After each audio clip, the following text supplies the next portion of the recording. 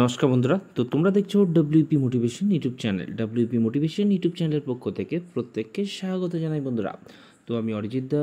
তো আশা করি তোমরা প্রত্যেকে খুব ভালো আছো এবং খুব সুস্থ আছো। তো আজকের এই ভিডিওতে তোমাদের জন্য কিন্তু কোনো আপডেট নয়, কিন্তু অনেক একটা বিশেষ কিছু কথা বলছি, যেটা তোমাদের মতো সমস্ত যারা প্রার্থী রয়েছে, ঠিক আছে, সমস্ত প্রার্থীদের জন্য কিন্তু একটা খুব সুখময় কিন্তু একটা জিনিস, ঠিক আছে।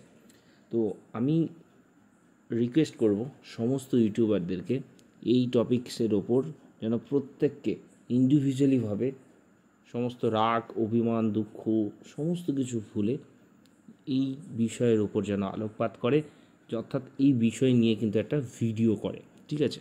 তো এই উদ্যোগটা নিয়েছে, তোমরা জানো যে পরশুদিন যে ডেপুটেশনে দিতে গেছিলো, সেই ডেপুটেশন টিমের যে প্রধান উদ্যোক্তা ছিলেন সন্দীপ মণ্ডল।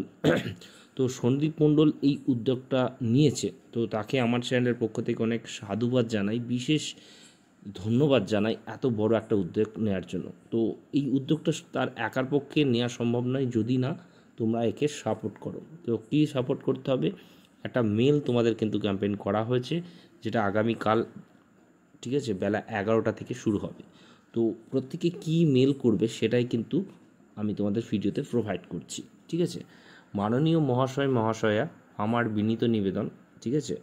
ও আমি অমুক বানানটা ভুল রয়েছে, তো আমি তোমার নিজের নাম লিখবে, ঠিক আছে। একজন পুলিশ অ্যাসপিরেন্ট, আমি এই তারিখে ডেপুটেশনে আপডেটের পর যেটুকু বুঝলাম, কিছু কারণবশত বা ভয়ের কারণে সব কথা সঠিকভাবে বলতে পারিনি। জানতে পেরেছি আমরা ডিআইজি স্যার বলেছেন আমাদের যদি কিছু বক্তব্য থাকে সেটা যেন আমরা মেল করতে, ঠিক আছে। যিনি মেল করবেন তিনি কিন্তু গোপন থাকবেন, তাই সাহস করে বলছি, ঠিক আছে। ভুল বললে একজন গরিব সৎ পরিশ্রমী স্টুডেন্ট হিসেবে কিন্তু ক্ষমা করবেন। কিছু ডিসঅনেস্ট ব্যক্তি, তোমরা জানো, অসাধু ব্যক্তি, ঠিক আছে, সেটা ইনফ্যাক্ট এখন কিন্তু খুব ওপেন হয়ে যাচ্ছে, কারণ কল রেকর্ড অনেক কিছু তোমরা দেখছো, তাই না। যাদের কিছু প্রমাণ আমাদের কাছে আছে, যেমন কল রেকর্ডিং, স্ক্রিনশট, তাই তো, তারা বলছে এক্সামের 3 দিন আগে কোয়েশ্চেন্স দেবে। স্যার, এই যদি বর্তমানে একটি সরকারি চাকরির পূর্ব পরিকল্পিত দুর্নীতির প্রেক্ষাপট হয়, তবে আমাদের মতো চাকরিপ্রার্থীদের ভবিষ্যৎ এবং তৎসহ সমস্ত সরকারি প্রতিষ্ঠানের বিশ্বাসযোগ্যতা উভয়ই এক সীমাহীন অন্ধকার প্রশ্নচিহ্নের মুখে। এইসব দালালরা বলছে তারা লেডি কনস্টেবলে অনেক দুর্নীতি করেছে আর আপকামিং এক্সামেও 100% করবে। যে মেয়ে প্রিলিমিনারি পরীক্ষা এক্সামে 22% পাচ্ছে, কিন্তু মেরিট লিস্টে সেই মেয়ে 90% পাচ্ছে। কোনো এক অদৃশ্য জাদু বলে 80% থেকে 90% পাওয়া মেধাবী চাকরিপ্রার্থী প্রায় শতাধিক। আমরা যে সকল চাকরি প্রার্থীরা শুধুমাত্র পরিশ্রম এবং প্রচেষ্টাকে হাতিয়ার করে দিনরাত্রি পরিশ্রম করে যাচ্ছি, আজ আমাদের সকলের স্বপ্ন আপনাদের হাতে। দালালের বক্তব্য, তারা 3 দিন আগে প্রশ্নপত্র দেবে, তারা যেভাবে lady constable main, Kolkata police main, KPSI সমস্ত পরীক্ষাই করেছে, ঠিক আছে।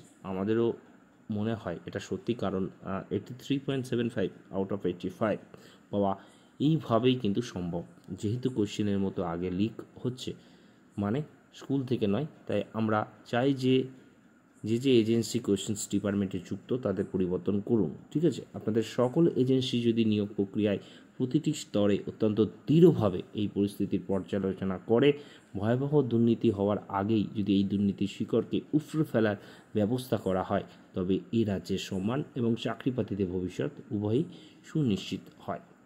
আমাদের একান্ত মিনতি, আমাদের মতো অসহায় চাকরিপ্রার্থীদের স্বপ্নের চাবিকাঠি এখন আপনাদের হাতে, যাতে এই বিষয়ে তৎপরতার সঙ্গে গুরুত্বপূর্ণ পদক্ষেপ নেওয়া যায় আর ভাঙা যায় এই দুর্নীতির আঁতুড় ঘরকে। তার সুব্যবস্থার প্রত্যাশী রইলাম। একান্ত অনুরোধে, একজন সাধারণ চাকরিপ্রার্থী। তো গত ডেপুটেশনে যেহেতু আমরা জানতে পেরেছি, ঠিক আছে, এবং ওনারাও এটা বলেছেন যে বাজারে যেটা দেখা যাচ্ছে সেটা ওনারাও দেখছেন, তো এবং এটাও বলা হয়েছে এরকম কোনো ঘটনা পেলে যেন ওনাদেরকে মেল করা হয়, তাই তো। তো এখানে এটা একটা লিগালি ব্যাপার, এখানে কারোর কোনো দোষী হওয়ার কিছু নেই বা কারোর নামে কোনো অভিযুক্ত হওয়ার কিছু নেই। তো প্রত্যেক ভাই বোনদের প্রতি আমার অনুরোধ, প্রত্যেকে তোমরা সাহসিকতার সঙ্গে, ঠিক আছে, প্রত্যেকে এই ফরম্যাটে যেমনভাবে লেখা রয়েছে আমি ডিসক্রিপশন বক্সে এটা মানে দিয়ে দেবো, ঠিক আছে? তোমরা চাইলে সেখান থেকেও কপি করে কিন্তু এইভাবে কিন্তু মেলটা কাল করবে ঠিক বেলা 11 ঘটিকায়। ওকে, এই বলে আজকে ভিডিও এখানে শেষ করলাম। ভালো থেকো, সুস্থ থেকো, চলো বাই, টাটা, গুড নাইট।